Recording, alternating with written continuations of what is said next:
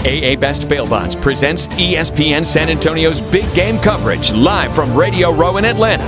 Powered by Dietz Tractors, the Low T Center, and Kielbasa Smoked Meats. When you think about playing in the NFL, being a high-level quarterback, this year with the Dallas Cowboys, you saw them release Dez in the offseason and start the year without a true number one.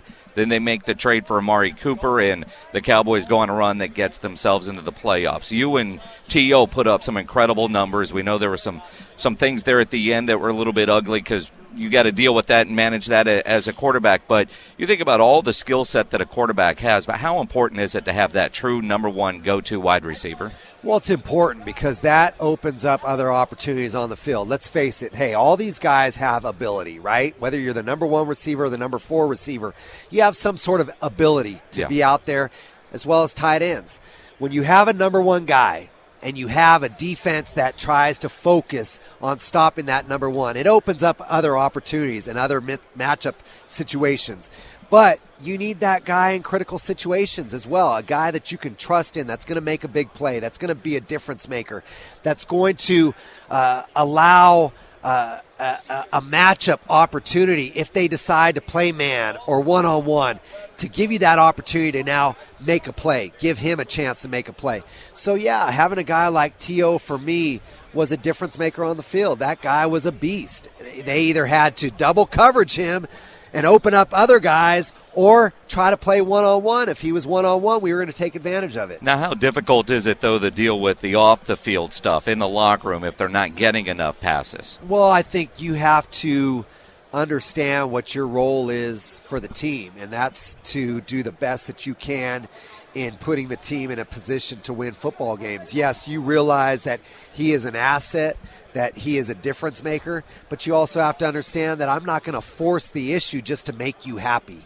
It's not about making one guy happy. It's about making 50-plus guys happy that are in this locker room, that are trying to do something together and really work for each other. At the end of the day, that's what it boils down to. Does it, when you hear like what happened with Dez or some other receivers in the league, does that kind of give you flashbacks? Like a Vietnam flashback. Here's a Debo wide receiver really coming curious, back. The first time you looked off T.O., first time you looked him off, and he came back to the huddle. I'm curious what he said. Yeah, look, there were never ever intentions to not throw to Terrell Owens, right? And so for me, it was really about what is the defense doing? What's my approach? What's the concept here? I mean, I get flack for Jerry Rice's last game at home as a 49er, throwing 20-something balls to T.O. Well, Jerry caught 8.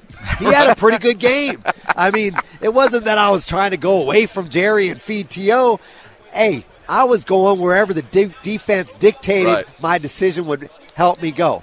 Oh, wait a minute. There was situations. You knew Jerry was on his way out. You had to get in good with T.O.